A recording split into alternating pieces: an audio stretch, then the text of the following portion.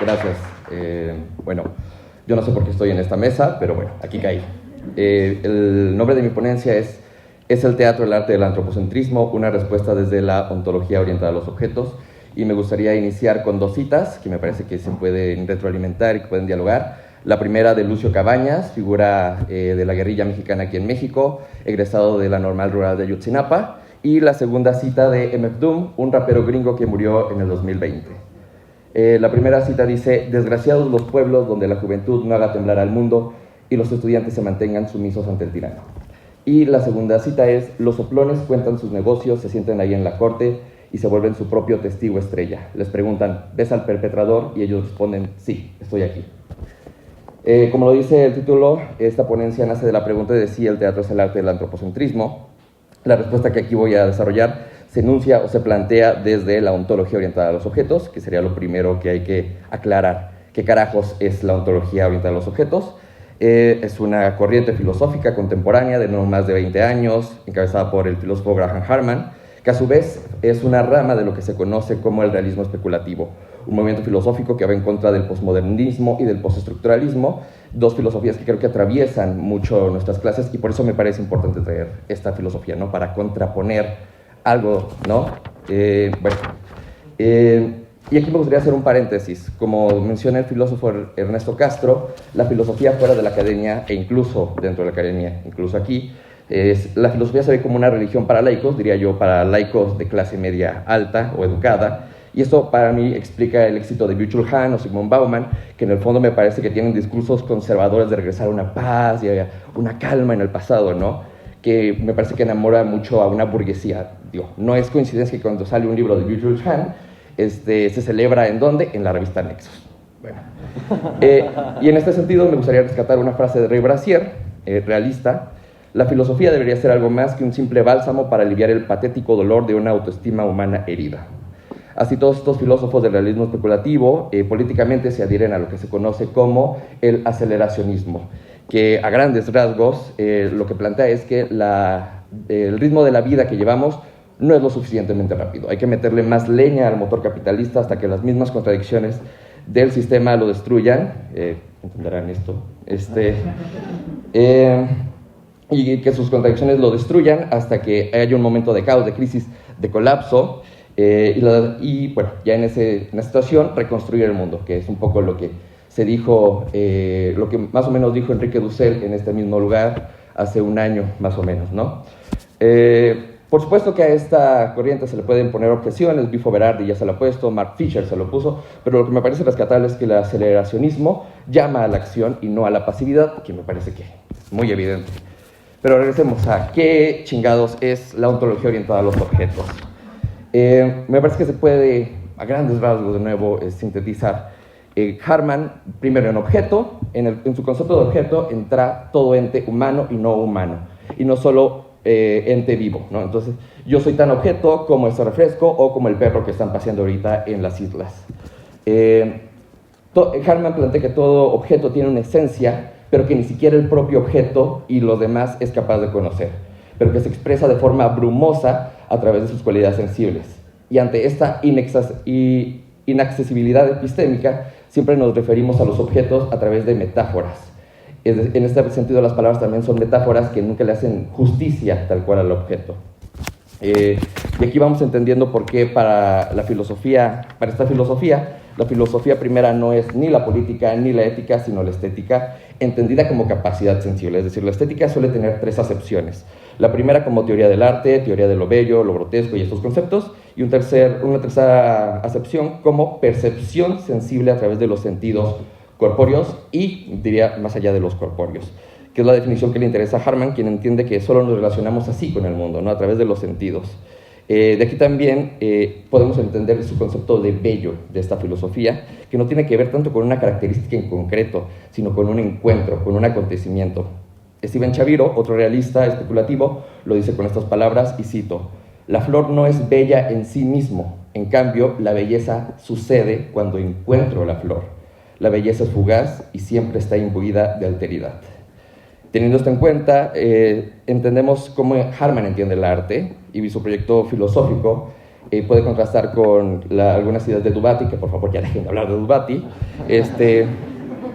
porque Hartmann cree que la mejor forma de encontrarnos con el arte y sentirlo es descontextualizándolo, ¿no? Esto me parece el primer punto para desantropocentrizar el arte. Hartmann está a favor de eliminar la figura del autor y que debe, según él, ir de la mano de la destrucción de la cultura, ¿no? Entonces traigo otra vez la pregunta aquí. ¿Es el teatro el arte del antropocentrismo? Y estando aquí en la Facultad de Filosofía, que cumple 100 años, probablemente la respuesta que se espera es que diga que no y que defienda que el teatro puede ser rescatado y ir al poshumanismo, etc. Sin embargo, lo que dice la ontología oriental de los objetos, filosofía que pertenece al giro no humano, es que sí, es que el teatro es antropocentrista, pero no solo el teatro, sino todo arte. Pero maticemos esto. En el arte sucede algo interesante. El humano es ingrediente y observador al mismo tiempo, pero no solo por ser ingrediente o formar parte de, significa que lo entendemos. Pasa lo mismo en la facultad. Formamos parte de una facultad, pero no entendemos su burocracia o su corrupción o sus amiguismos. Es asqueroso. Y de hecho es muy curioso porque las ideas de esta filosofía han llevado experimentos donde hay exposiciones sin humanos. Es decir, están las obras de arte solas en la sala, porque de aquí nace la pregunta: ¿puede existir el arte sin humanos? Y Hartmann es bastante claro y dice que no, porque dado todos esos elementos que hemos expuesto, se puede pensar que el arte también es una relación o sobre todo un lenguaje muy propio de los humanos. Y para dejar esto en claro, me gustaría traer a la mesa lo que menciona la xenofeminista Helen Hester. Ella en una entrevista señala ciertos peligros que observa de algunas propuestas poshumanistas, porque es evidente que no podemos regresar a la creencia de que el humano es el centro de todo, ¿no? Pero, sin embargo, ciertas propuestas poshumanistas parecen tener una batalla acérrima contra cualquier excepcionalismo humano, lo que para Helen Hester nos puede llevar a anular toda agencia humana y así no encontrar las formas de cómo accionar para solucionar todo el desastre que hemos hecho. Es decir, tampoco podemos volver a la creencia de que tenemos control sobre nuestras vidas, como el mito de la meritocracia, donde si haces bien las cosas te saldrá bien, ¿no? Pero tampoco podemos ir al otro extremo donde solo somos parte de un entramado mayor, ¿no? Me parece que hay que reconocer cuáles son nuestras zonas de agencia y el arte, por su capacidad imaginativa, por su capacidad de ficcionar, es una de esas zonas. Ahora, lo que hay que preguntarse con estas condiciones del arte, ¿puede servir para desantropocentrizarnos? La respuesta es que sí. Aquí tenía planeado como poner dos textos, uno de Ortega y Gasset, la deshumanización del arte, y otro de Corrieri, que se llevan casi 100 años de diferencia, pero por el tiempo creo que no se podrá tanto, pero sí me gustaría decir unas frases de Ortega y Gasset, porque lo dice claramente: todas las grandes épocas del arte han evitado que la obra tenga en lo humano su centro de gravedad, ¿no? En el caso del texto de Corrieri, nos propone un teatro donde en el escenario vamos entes no humanos para así tomar conciencia de la crisis medioambiental. Algo que engarza bastante bien con la idea de Hartmann, porque para él lo principal del arte de todo el arte, es la teatralidad. Por decir algo, cuando vemos todas las peripecias que pasa Edipo, nosotros somos capaces de interpretarlo, en esa capacidad de emularlo mientras lo vemos.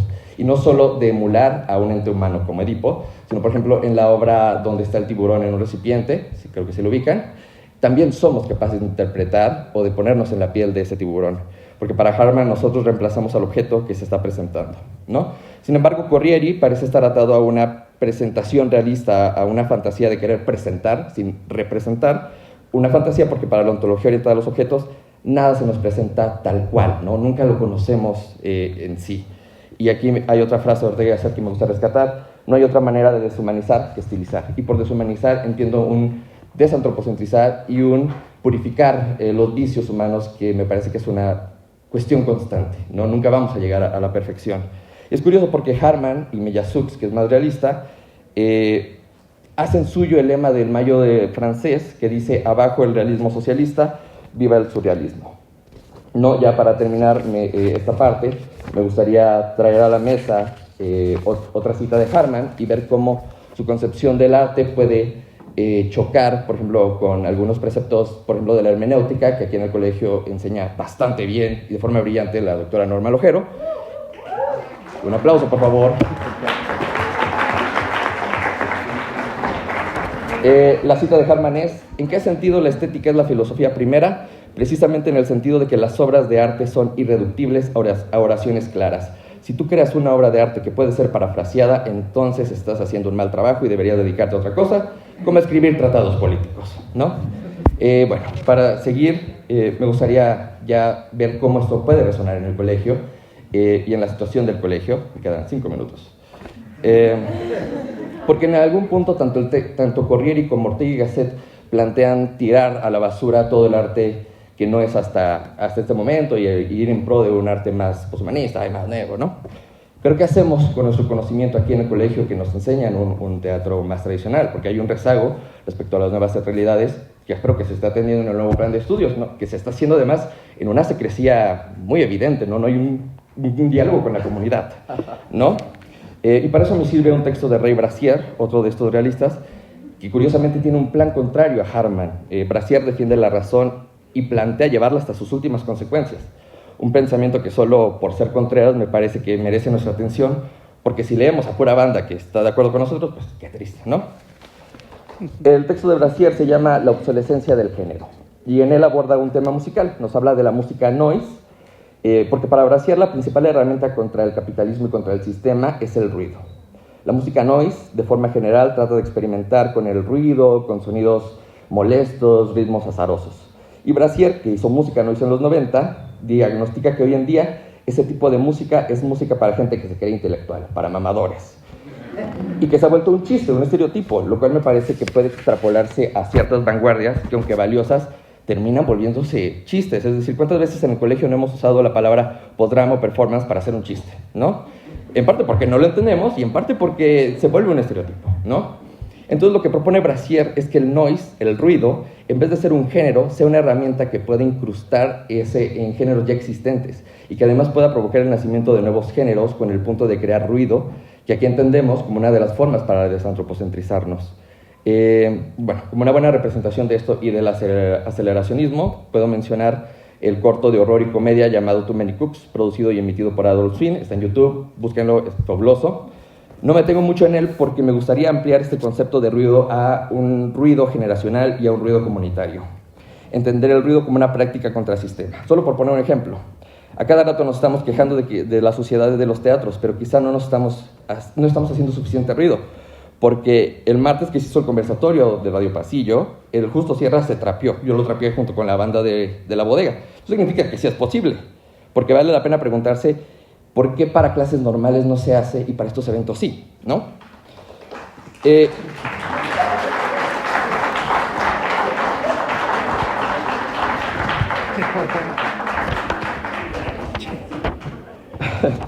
Y no es una crítica personal a la actual coordinación, aunque tampoco pretendo exculparlos, ¿no? Pero sí puedo estar de acuerdo con el anarcocapitalista Miguel Ángel Bastos de que estas estructuras quizá ya están mal de facto. La misma crítica que le hace el antropólogo David Graeber en La utopía de las normas, donde plantea que la burocracia ha crecido y nosotros, bueno, dejamos que crezca. Lo que sí me parece importante recordar es que el año pasado, cuando se dieron las situaciones de los paros, por lo menos en un inicio se demostró que se puede hacer una comunidad aquí en el colegio. Evidentemente hace falta una revisión crítica de lo que se hizo bien, de lo que se hizo mal, de lo que se ganó y de lo que no se ganó. Y para cerrar me gustaría contar una anécdota de la obra Golgotha Picnic, una obra del español Rodrigo García, una obra que trata sobre asuntos religiosos que indignó a los conservadores europeos que intentaron cancelarla, y alguno aquí puede recordar lo que pasó con cierta obra de Oscar Liera, pero todo ese revuelo se dio en Alemania, en Polonia. Sin embargo, unas semanas antes, el propio Rodrigo García, que dirigía el Centro Nacional Dramático en París, paró la presentación en apoyo a la huelga de los intermitentes, los trabajadores intermitentes del espectáculo francés, quienes pedían que se les apoyara financieramente en el tiempo de que pasaban de una producción a otra, ¿no? Rodrigo, que hizo todo por apoyar la huelga, también escribió una carta donde criticaba a ambos lados, al gobierno por no apoyar las artes y a los huelguistas por no pensar en el público y la demás gente del gremio. Uno de los huelguistas, llamado Frank Ferrera, le contestó lo siguiente: Ricardo, yo también me siento una mierda cuando debo aceptar el hacer una mala presentación a 2 horas en coche de mi casa sin que me paguen la gasolina, como una mierda cuando tengo que sonreír para ver si encuentro un papel que nunca encuentro porque siempre es demasiado tarde, como una mierda cuando les doy talleres a jóvenes que les vale madre y que consideran el teatro como una buena razón para saltarse las clases, aunque sepa que yo empecé en el teatro como ellos. Como una mierda cuando mi familia me pregunta ¿por qué no soy una estrella? ¿Por qué no salgo en la televisión? ¿Por qué no hago cine? Como una mierda cuando les respondo que no quiero volverme comercial y se ríen en mi cara mientras me dicen que hoy todo el mundo lo hace. Como una mierda cuando los espectáculos que monto con mis compañeros no hacen giras porque no llegan por acá y se pasan por allá. Como una mierda cuando llamo 10 veces a un director para que acepte leer mi pobre dossier. Como una mierda cuando entiendo que le importa un carajo mi trabajo y cree que es mi padre. Como una mierda cuando comprendo que ese mismo director está agarrado de los huevos y que sus subvenciones se ven reducidas año tras año.